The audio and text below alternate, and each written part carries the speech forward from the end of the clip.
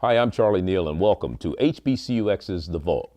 You know, black college football has given us some very exciting moments over the years, from homecomings to decades-old rivalries.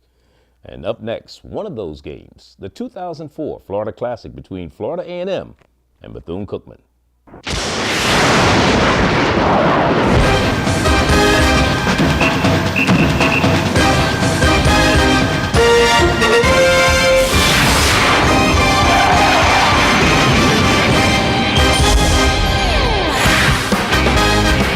The Citrus Bowl in Orlando, Florida is the site of the 25th Walt Disney World Florida Classic.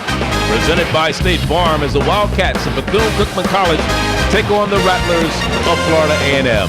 Hello everyone, I'm Charlie Neal and welcome to the Citrus Bowl and the Florida Classic, the 25th anniversary of the Florida Classic. It's the silver anniversary, and for these two teams, Bethune-Cookman and Florida A&M, it is not only for bragging rights, for recruiting rights, and for prestige, but it's a chance for one of these teams, the winner today, to salvage what has been a very disappointing season for both. Let me bring in my partner, Eddie Robinson. And Eddie, when you look at this Bethune-Cookman team last year, Bethune came out victorious in the game. Eric Weems scored 3 touchdowns in that game, including the game winner. He'll have to come up big today. Yes, Eric Weems is a real good player for Bethune-Cookman. He leads the team in rushing, receiving yards, and also touchdowns. But the last 2 games, he has not caught a pass. He must start early and be productive for Bethune-Cookman. Florida A&M on the other side of the ledger has ridden the back of quarterback Ben Doherty. This is his last college game, and he'd like to go out with a bang. Yes, he definitely would. 13 touchdowns, over a 60% completion rate. If he can cut down on the interceptions and not get sacked, he's been sacked 26 times. FAMU has an excellent chance to win the game. All right, the third member of our broadcast team, Mark Gray, he's down on the sideline. Let's go down to Mark right now. Charlie, thanks a lot. You know, somebody earlier in the week asked, how do you get a Rattler and a Wildcat together? Well, add the city of Orlando and a Big Mouse, and you got the perfect makings for a truly classic event in all of college football. The Florida Classic has truly become the biggest event in black college football. For the last 5 years, they've eclipsed the 70,000 seat mark in terms of attendance, and since 1978, they've drawn over 1 million fans to watch these two teams battle. However, as far as today's game is concerned, it should be noted that Coach Billy Joe kind of put it into perspective for me. He said this game is so big that you can be 0-10, win this game, it would salvage your season. However, if you're 10-0 and lose this game, your season's a bust. When they meet today, in a year where we've seen streaks coming to an end, like the Boston Red Sox winning the World Series, FAMU has never lost 3 in a row to Bethune-Cookman, and I don't think the Rattlers are having that today. Let's go back up to you in the booth. All right, this is the Walt Disney World Florida Classic, and who better to get things started with the coin toss, and representing our title sponsor, Walt Disney World, but Mickey and Minnie Mouse. They're down on the field on this 50-yard line, ready for the coin toss right now. This is the coin I'm going to flip. This is the heads. This is the tails. I'm going to ask for your toss, ask for your choice before my toss, and I'm going to catch it. If I flip and drop, I'll flip it again. What's your choice? Tails is the choice. Tails. It is a head. Florida A&M is one toss. Want to receive? Yeah. All right. Florida A&M will receive. Would you like to defend? Want to defend this goal?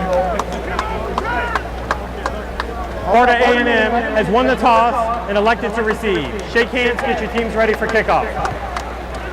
A&M wins the toss, the 48th meeting. Although Bethune-Cookman has won the last 2. We'll be back in a moment. The hopes and dreams of America's college students are dying. The Thurgood Marshall College Fund supports the 47 public, historically black colleges and universities. 80% of all students attending an HBCU are doing so on public HBCU campuses. With your help, TMCF can continue to be the lifeline of nearly 300,000 diverse students. Visit our website today to make a donation to help these very deserving students. The Thurgood Marshall College Fund, where education pays off. Charlie Neal along with Eddie Robinson, Mark Gray at the Citrus Bowl in Orlando, Florida, the 25th anniversary, the silver anniversary of this Florida Football Classic. And a capacity crowd, 73,000 expected. In fact, there are no more tickets. A lot of people are still trying to get in. Traffic not the best in terms of getting here. You've got to get here early. I think I got here around 11 o'clock this morning. Yeah, I knew I could get in then. It took me about an hour to get here also, but outside of the stadium is just as festive as inside. There's tons of people out there cooking and selling anything that you want to eat, drink, T-shirts, hats, handbags, whatever you want. I'll tell you, and they'll be partying all night. In fact, this festivity started, as we said earlier, a couple days ago. The RVs were in the parking lot, and they were tailgating starting Thursday. As we look at Florida A&M on the left side, the kicker for Bethune-Cookman is Jesus Cortez, and he's kicking deep. 1 yard deep in the end zone is Will Judson, and he is dropped down at the 7-yard line. Not much running room for that young man, the freshman from Atlanta, Georgia. And we look at the starting lineup for the Rattlers of Florida A&M. Ben Doherty is the quarterback, 13 touchdowns, 8 interceptions for the young man who transferred in here a couple of years ago from Iowa State. Here coming into the game with a record of 3-6. That is the Rattlers of Florida A&M. They did not have the easiest schedule in the world. They maybe had the toughest schedule of any team in Division I AA. First down and 10. Doherty working from the shotgun on first down and 10. He has a man going in motion. Number 85 is Ronnie Thomas. From the shotgun, play action, throws a pass out in the flat on first down and has it complete for a big gainer and still on his feet. All the way down is Roosevelt Kaiser. He's a sophomore out of Fort Lauderdale, Florida. The rest of the offensive line with McIntosh in the middle along with Baldwin and Thompson at the guards. You've got Parrish and Black at the tackles. The skilled players, Pompey is the lone back, along with Miller and Montgomery. And again on second down, going to the air, this time to the near side, and it's Morgan on the reception, and Morgan gets it out across the 30 to about the 31.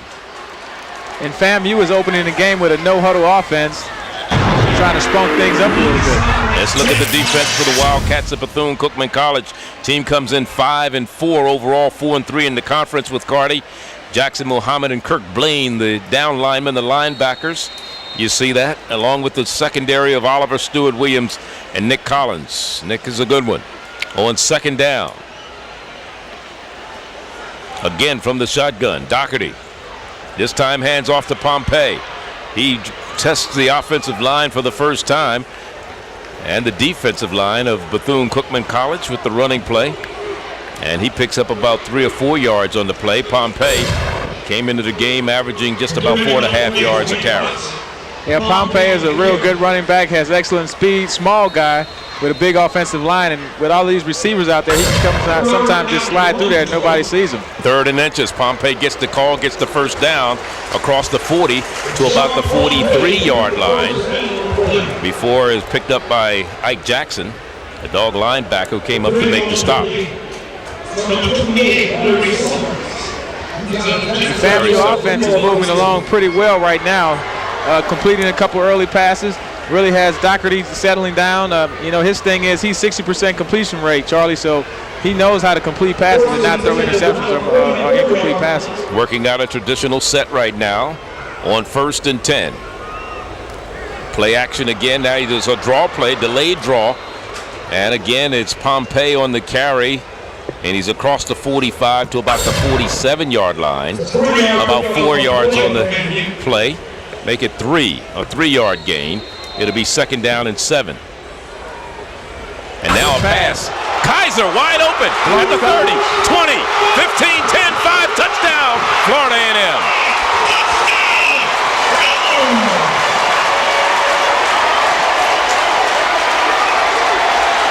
So the Rattlers strike quickly, 53 yards.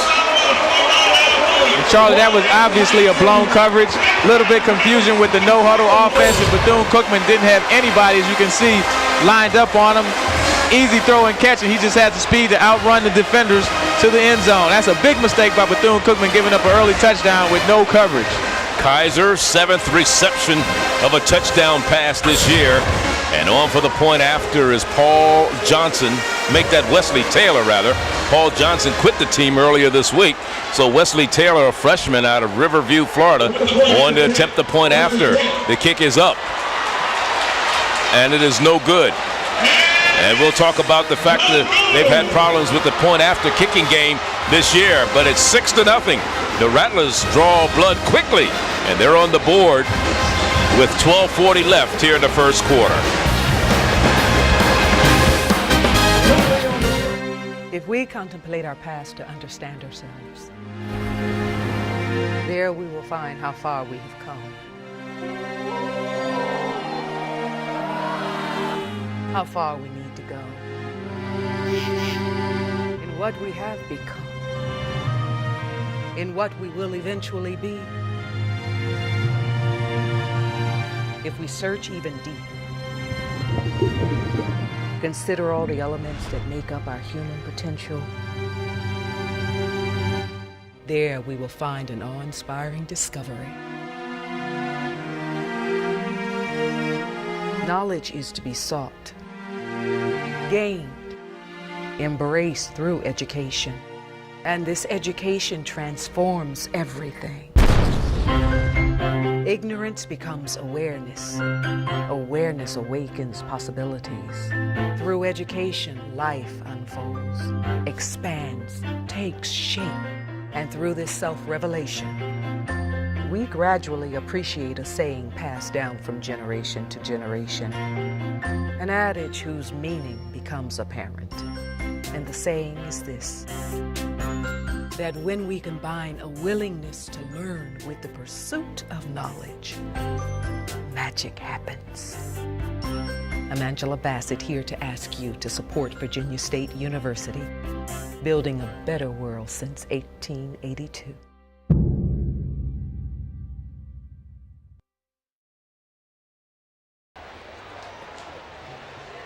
We move to further action in the first quarter. Thanks a lot, Charlie. You know, this is FAMU's first game in 20 days, and normally a 3-week layoff is a bit too much, and it was something that some of the players like Rod Miller from FAMU enjoyed because he had a high ankle sprain from their October 30th game against Florida Atlantic. However, it remains to be seen whether or not they knocked off the rust already or if they're still knocking off that rust. Back up to you. Well, Billy Joe said earlier in the week he's never known a team to have 3 weeks off in the middle of the season. And he said he's called a lot of coaches to find out if they've ever been in that situation. He said nobody has ever been in that situation. So he doesn't know if this is going to help them or going to hurt them. And especially a passing team, you wonder about their timing. Yeah, that's always a factor, but they started off fast. I mean, they've completed some early passes. Neutral zone infraction, defense, number 95. 5-yard penalty, remains first down. Altariq Brown, the man who jumped prematurely. There he is. Altariq out of Palm Beach, Florida, went to Jupiter High, redshirt junior. And it is 1st and 5 for Bethune.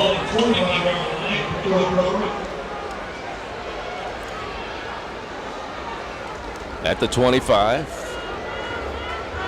Brown in motion. Oh, that fumble, and it's loose. FAMU has it at the 14-yard line. First turnover of the ball game. Bethune-Cookman just seems a little bit out of sync. I don't know if they're the team that had the layoff. Here is the option. They fake the fullback. He comes around and pitches. And I think Weems may have just had bad pitch relationships because he was at least 3 or 4 yards back. And FAMU guys could have picked that ball up, ran it in for a touchdown. Big linemen, they weren't going to pick it up. They just need to fall on it. They'd have been still kicking it if they had tried to It would have been fun to watch him try to run that touchdown. And that was the man who recovered it, who was just called for the offsides penalty on the previous play, Altariq Brown. 1st and 10. Doherty throws, has it complete. Touchdown, Florida A&M. Ron Wright on the reception. Wow, and that was just an effort play. That's run after the catch. He had first contact at about the 5-yard line. He was able to shake off 2 guys and just leap into the end zone.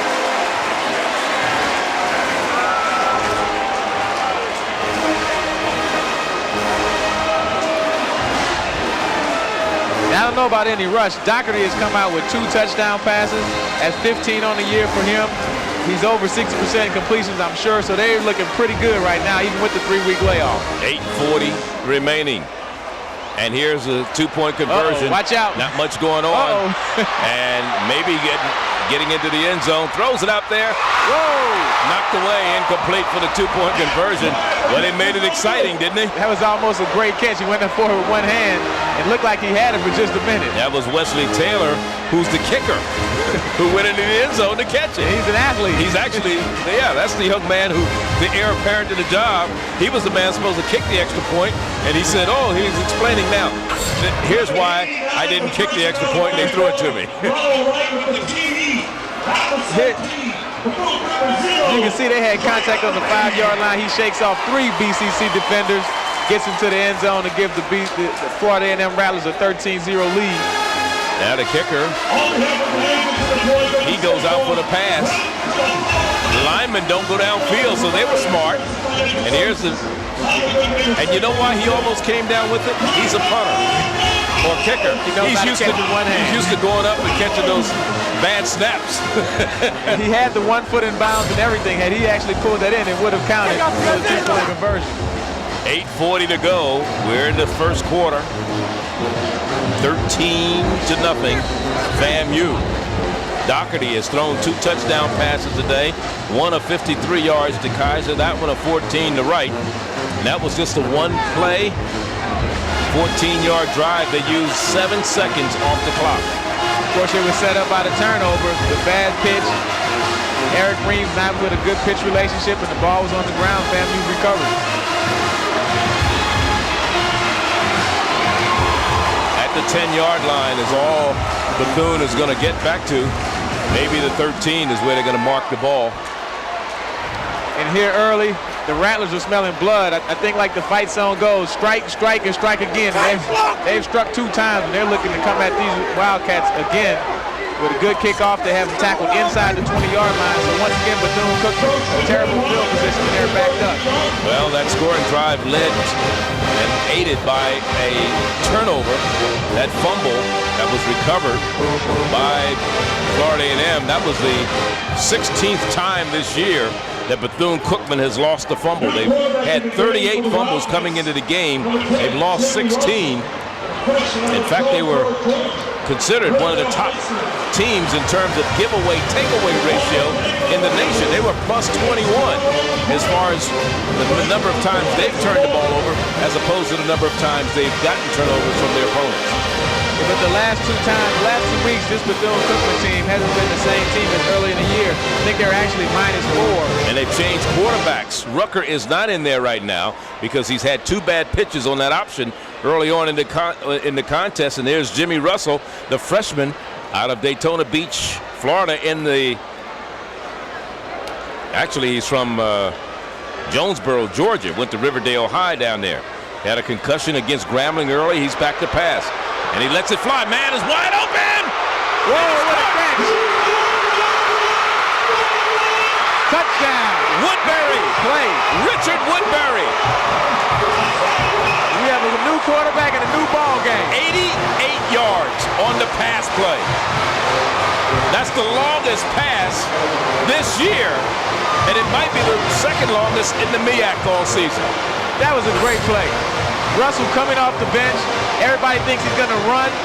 First play of the game. His first play in the game. What an arm. That ball is in the air for a long way. A great catch.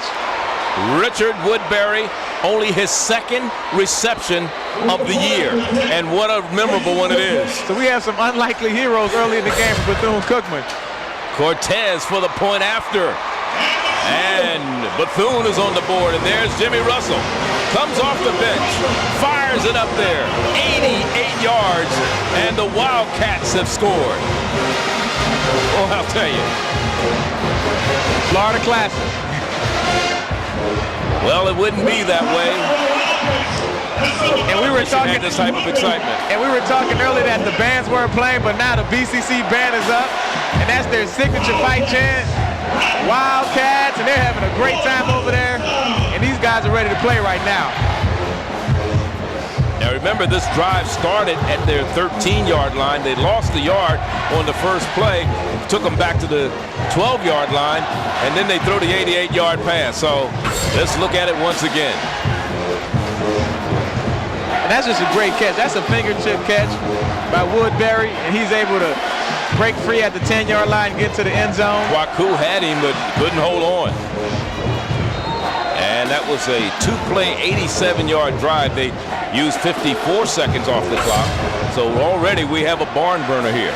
And keep in mind, the Wildcats have only passed the ball 14 times in the last two games. So they are not a passing team to have that type of a play. From the 6-yard line. And down to the 15-yard line. I'll tell you, Judson paid the price.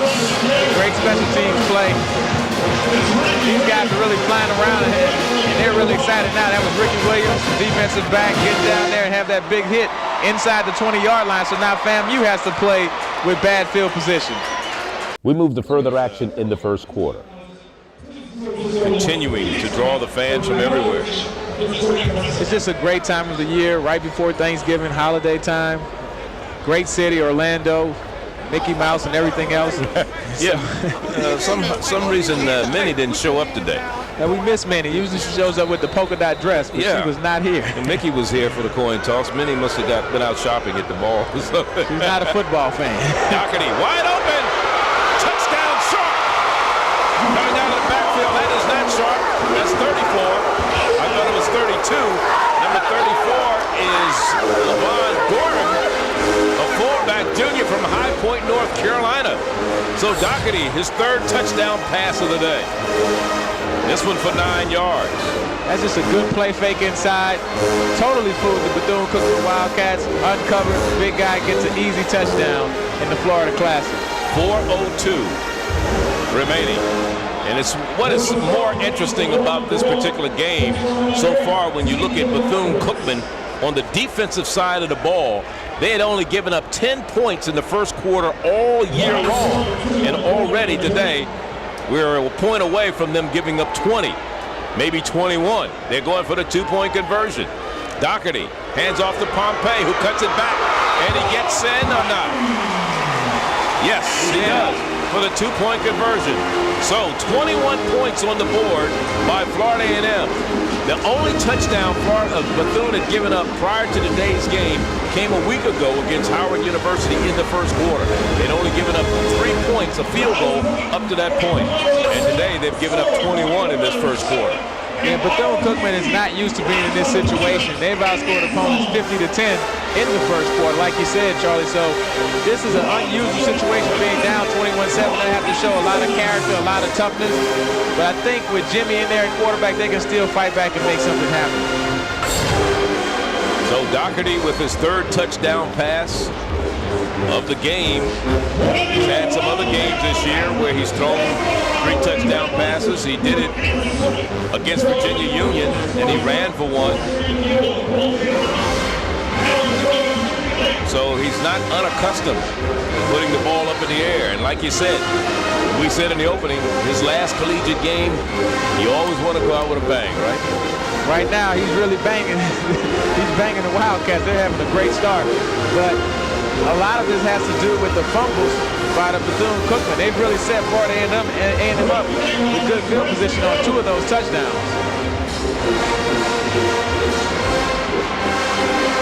Ricky Williams on the return, trying to reverse his field, trying to get to the corner. He's very dangerous as a return man, and he stepped out of bounds. A number of names may sound familiar to you, like Nick Collins and Eric Weems, who went on to have very successful NFL careers. First down and 10. FAMU from the gun. Sharp has the ball, turns the corner, left side, still on his feet, cuts it back. He's a good football player, as you said, and he's down to the 10-yard line. First and goal, they'll mark it at the 8 for the Rattlers of Florida A&M as Paul Sharp out of Apopka, Florida. He has 1 touchdown rushing this year. Picks up a big run. That's the end of the first quarter. A 29-yard run by Mr. Sharp, his longest of the year.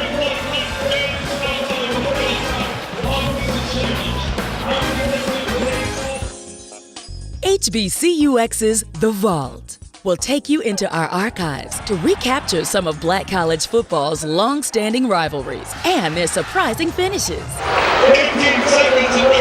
Clock still running. 3rd down. 11. Pressure once again. Sacked. 4th down. We go to overtime, Charlie. You'll also relive some of the greatest moments to Black college football. Jerry All-World Rice. There he is, number 88. HBCUX's The Vault. Follow us on Facebook and Twitter